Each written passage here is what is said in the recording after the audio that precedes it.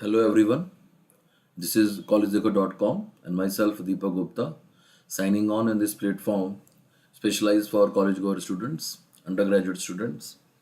And today we will be continuing our journey of financial management, and the topic to be taken forward is capital budgeting.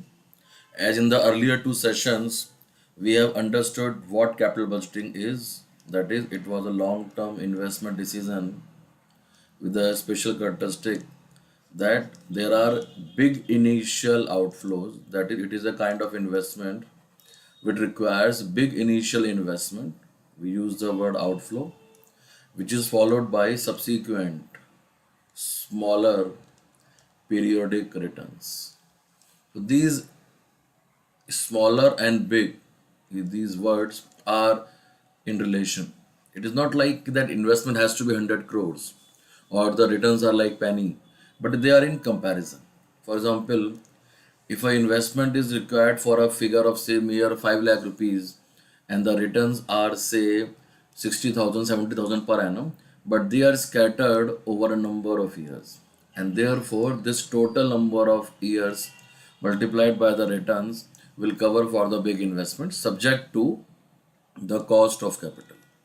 We told you that when we discuss any financing decision, we have to always remember that the money that is a capital is never free.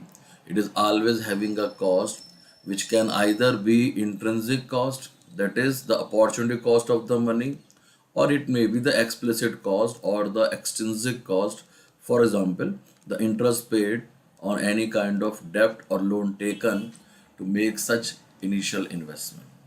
So what are they and how will they be calculated? That we will be picking up when we take our next chapter, cost of capital, in the coming sessions for the month. But today, as to carry forward the journey of capital budgeting, we told you that we will discuss the capital budgeting in two parts. First is the estimation of the cost, that is the outflow, and the benefits, that is the returns, that is the inflows. And we in earlier sessions has cleared or these fundas, and you can again log into our YouTube channel and see those videos to understand how those outflows and inflows are calculated. And in the later part we discussed that how these costs and benefits are to be compared by using different kind of techniques. So we told you that techniques will either be non-discounting techniques, which are two kind primarily, that is payback period and accounting rate of return, which have already been discussed. And we also told that these techniques are as such having no practical implications because they ignored the concept of cost of capital, and which is never the case.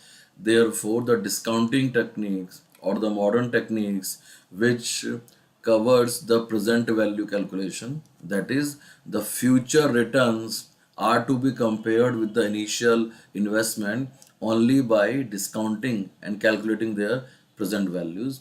And these discounting techniques, as discussed earlier, were primarily three techniques. One was the net present value, another was the profitability index, and the third one was the internal rate of return.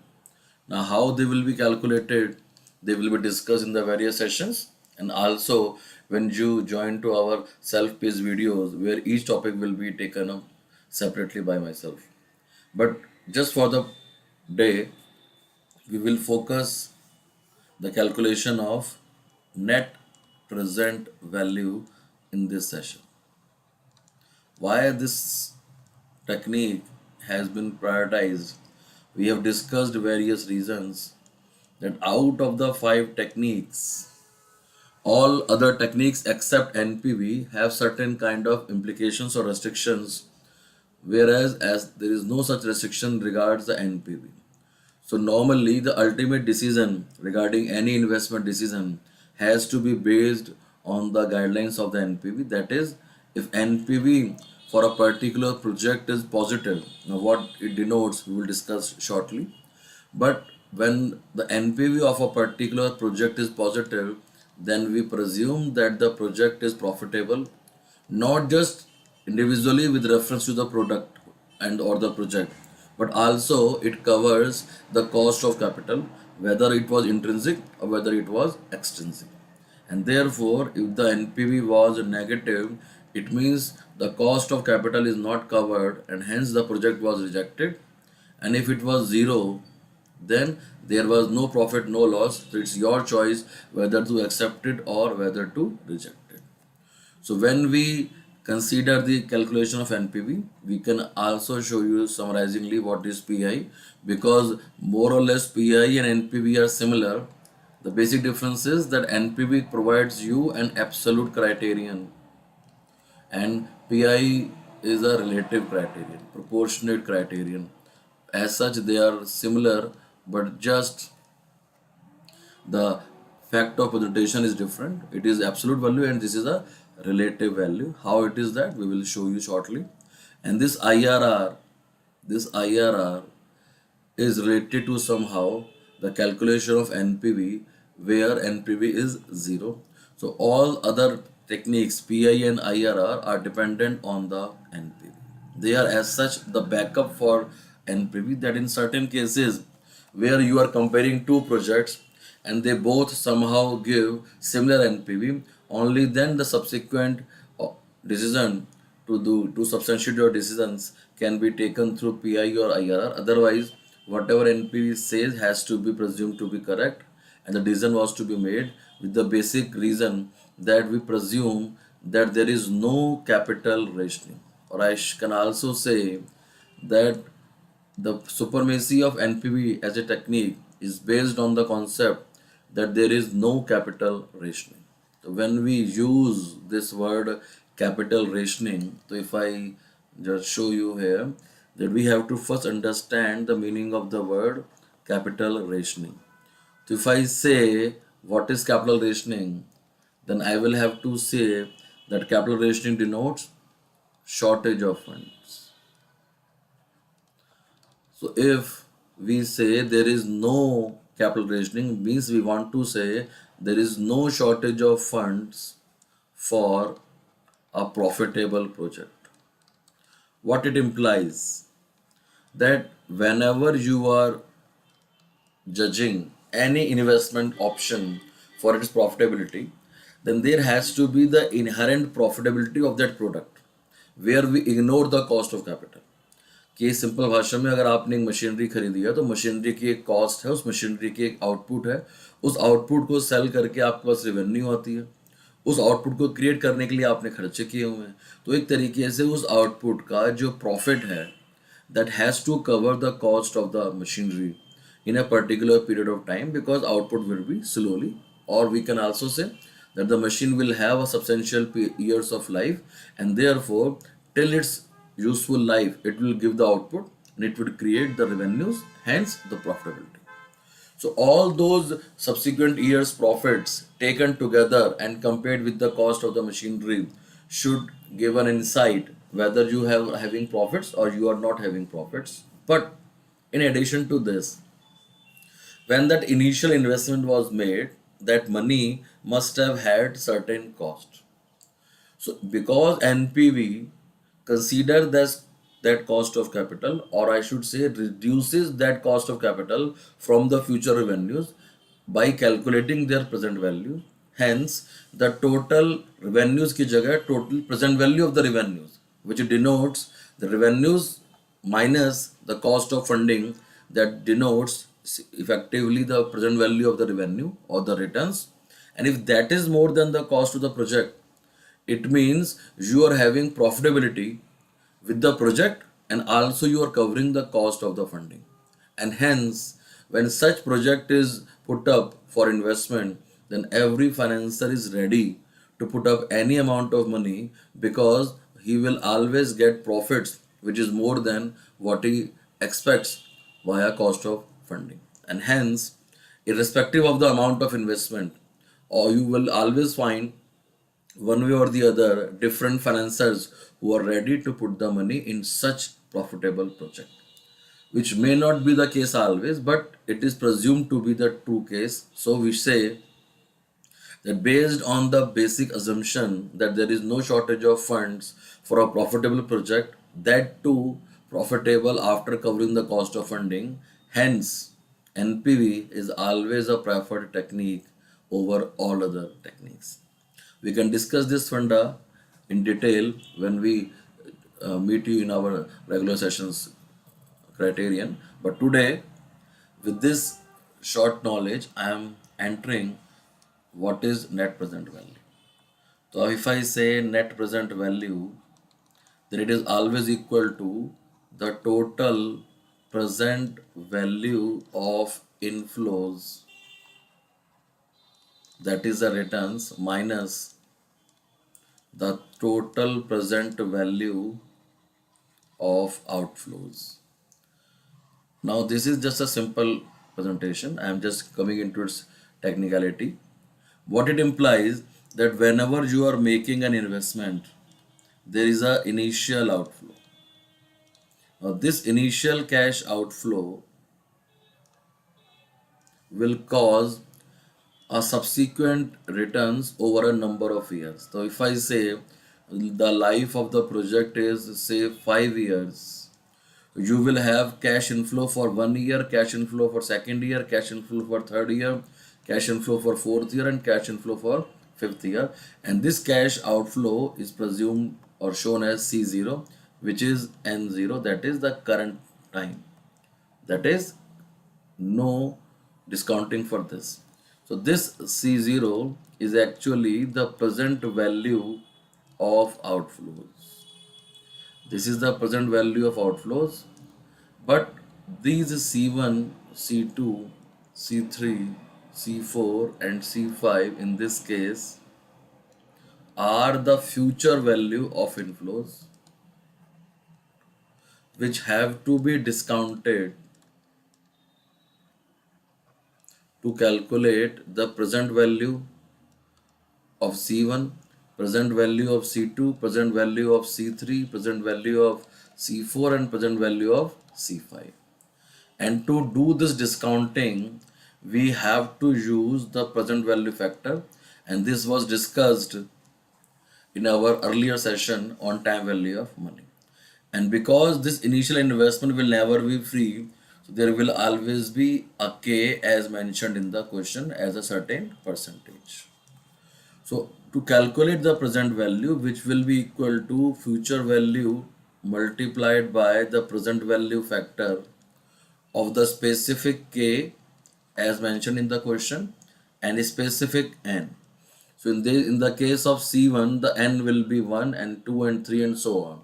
So we can always get this value from the PVF table, and hence we can always show it this way, that we can make a column year. So year 1, 2, 3, 4, 5.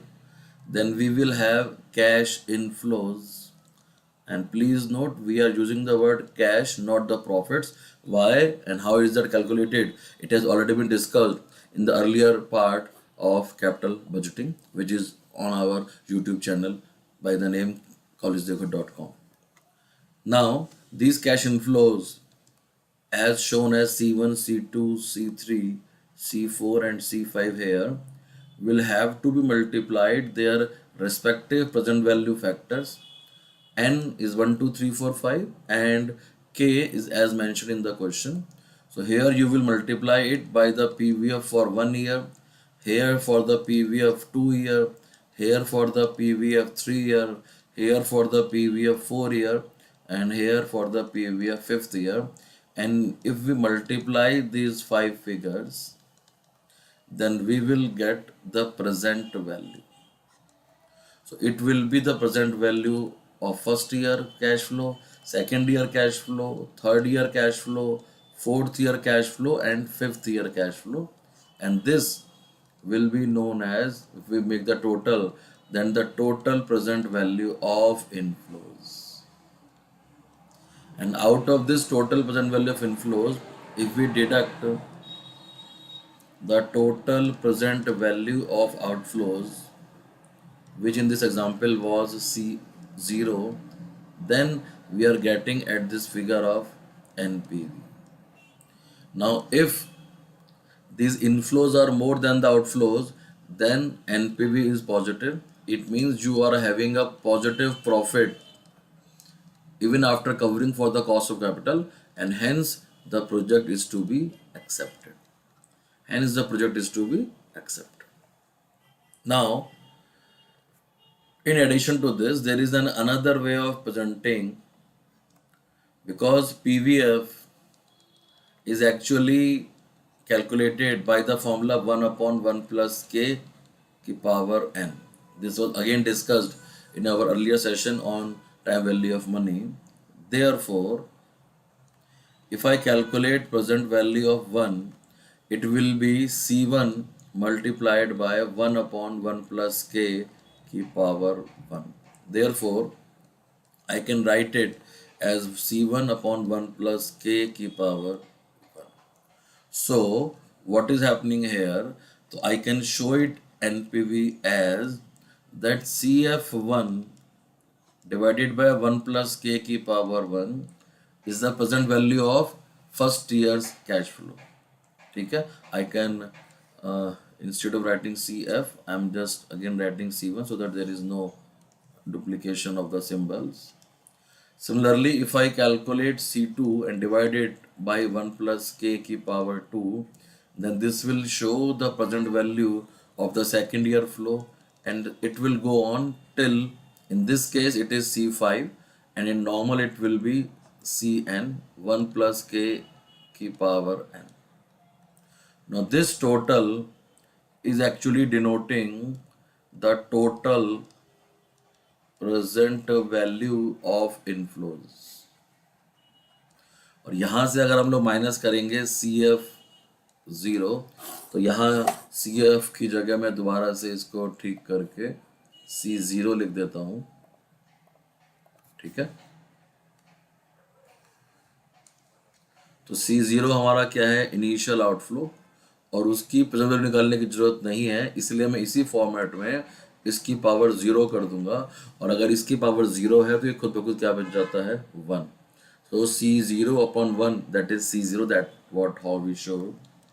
So we can also write it this way technically, that NPV is flows for 1 to n years divided by 1 plus k की power n, और इन सब का summation कर दिया आपने, where n is equal to 1 to n. तो अगर 5 है, जैसे इस क्वेश्चन में 5 years एग्जाम्पल में थे, तो it will be 1 to 5, 5 flows जैसे मैंने शो करे उनकी प्रेजेंट वैल्यू, और यहाँ से माइनस कर दिया जाएगा C0, और उसके नीचे की जो पावर 1 है वो 1 बन चुकी है. So that is how we denote the NPV technically. So when we write theoretically or conceptually, then we can understand this is the way to write the NPV. और इसी को सिंपल वर्जन में हमने कैसे लिखा, जहाँ से मैंने क्लास स्टार्ट करी, कि NPV this is what, this is total present value of inflows, और this is what, this is total present value of outflows. So we can write it simply for our numerical questions, and when we have to present it, then we can show it this way. It's your choice, it is one and the same thing. And when we calculate it for numerical purposes, then this is the way to calculate and show the numerical question, the calculation of NPV. So based on the assumption of no capital rationing, NPV is the most suitable technique to decide about the acceptability of the project. So if we have one project, because as we have also discussed in our earlier sessions, so these capital busting decisions can be of multiple kinds. Primarily, you have a decision where you should either accept a proposal or you should either reject the proposal.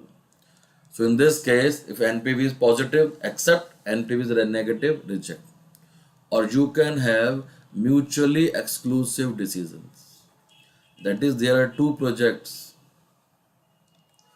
where both are serving the same purpose, but you have to make a choice of which one is better out of the two. So when you are comparing two similar projects and try to make a choice between the two, then we can always calculate NPV of the two projects separately. We can always calculate the NPV of the two projects separately, and the project with higher NPV is better. So here positive is accept, negative is reject. But in this case, higher NPV is selected. Higher NPV is selected. We can have third another kind of more important decision, which we use the word replacement decision. That is, you are trying to replace the old machinery, the old project with a new one. So in this case, we can always calculate incremental flows. तो जितने भी flows निकलेंगे, initial outflow, periodic inflow, वो सब incremental basis पर निकलेंगे. And then if the NPV is positive, it means the new machine is better, the replacement is okay. Otherwise, if it is not positive, it is negative, it means there is no need to replace the old machinery with the new one, and old is doing better. So therefore, if in such cases the NPV is negative, then we can always say the replacement is not profitable, so no placement is required.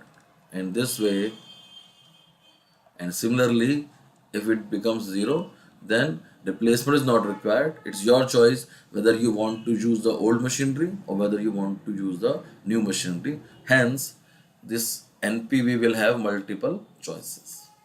ठीक?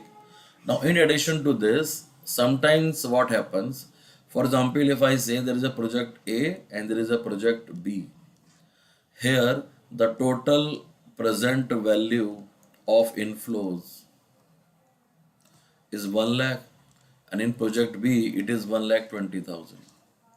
Now the present value of outflows here is 80,000 and it is here 1 lakh. So what is happening here, that if I calculate the NPV, then NPV in both the cases is 20,000 plus. So here you can't compare the two. So if they are mutually exclusive projects, then you are unable to make a choice. So the choice becomes difficult. And only in such cases we come to use profitability index. That is the PI. And the only difference here is that when we calculated NPV, तो हमने क्या किया, total present value of inflows में से minus कर दिए total present value of outflows. ठीक, यानी कि ये एब्सोल्यूट फिगर आ रही थी, तो NPV was absolute. But when we move to the PI regime, what we do, that we divide the total present value of inflows by the total present value of outflows, and hence this is a relative measure. So what happens, that because inflows has to be more than the outflows, therefore is PI is more than 1. So if PI, what is happening here, if PI is more than 1, it means inflows are more than the outflows, that is the NPV will be positive, and therefore the proposal shall be accepted. If PI is equal to 0, it means both inflows and outflows are equal, and it's your choice whether to accept or whether to reject. And therefore if PI is less than 1, then inflows are less, and hence the project should be rejected.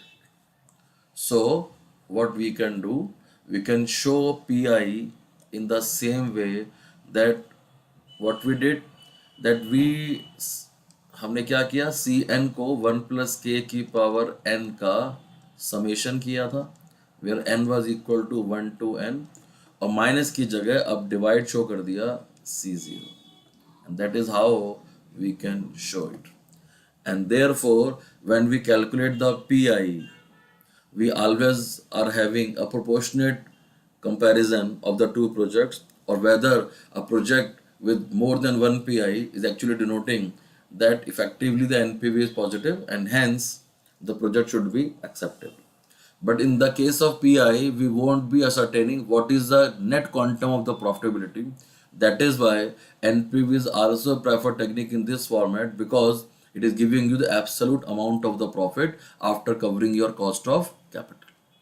So that is why NPV is preferred. But in such circumstances where NPV was not able to make a choice, so PI may become an option to use for, because if I calculate PI here, it will be 1.25 and it will be here 1.20. So because NPV was not able to make a choice, but PI will tilt the favor in favor of the project A, because the PI here is more than the PI of the project B. So PI is a secondary technique to supplement the decision making criterion of NP. Sure. And now, just to close the topic, I take another example, that project A and project B. And I said the total present value of inflows here was 1 lakh and it was 1,20,000. And in the earlier example, the present value of outflows was here 80,000 and it was 1 lakh. So in this example, NPV was equal and hence PI was selected. But if I make a slight change and here instead of 120, I took it as 122. So what will happen? Here the NPV is 20,000 and here the NPV is 22,000. So as per NPV, project B is preferred. But if I calculate the PI, it will be 1.25 here and 1.22 here. So at per PI, project A is preferred. So it is not always that both NPV and PI will make a similar choice. And for examples like this, where there is a contrast between the decision making criterion of NPV and PI because of the relative figures, then this is to be taken. This is a preferred decision because due to NPV, जो NPV कहेगा वो perfect है, therefore the decision of NPV will prevail and this choice will not be made and only the choice to be selected is the project choice of project B. Therefore all other techniques, whether it is NPV, whether it's IRR, whether it is PI, whether it is payback, whether it's ARR, they somehow sometimes will give uniform choice and only one kind of project will be advised to be selected. But sometimes it can happen that one of the technique can say choice in one favor and another, there can be, I should say, there may be contrasting choice, or these five techniques may differ in their respective choices. Then in such cases the financial planner must always go by the decision of the NPV because of the inherent limitations of other techniques, and the basic criterion of NPV success is that every decision has to be taken with respect to the objective of wealth maximization. And we presume that if NPV is positive, then it is a select of a product or a project which is covering its own cost and also the cost of the funding, and hence whatever is the positive NPV is the value of the wealth which is added to the shareholders, and therefore NPV serves the objective of wealth maximization to its maximum and to its true core, and hence NPV is the preferred technique. And therefore with this note of summary, I just put the words to close.